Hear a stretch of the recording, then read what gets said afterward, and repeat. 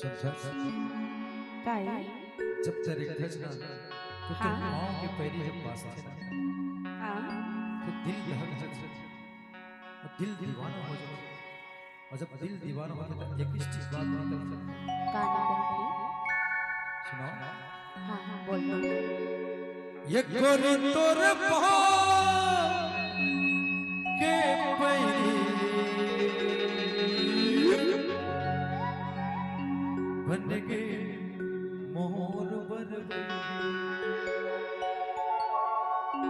अरे पैहा बना डाले पगला बना डाले अरे का जादू डाले मोला अरे का जादू डाले मोला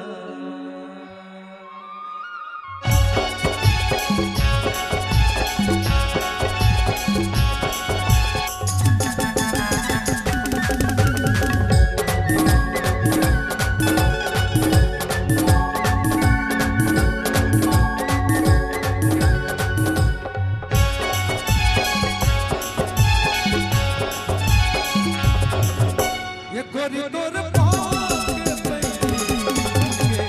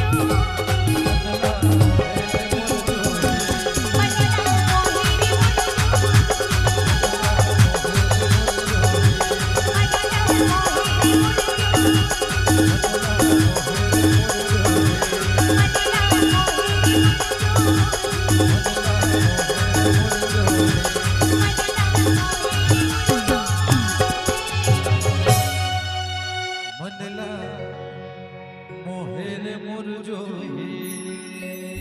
मनला मोहेर मुरझोही दिलला मोहेर मुरझोही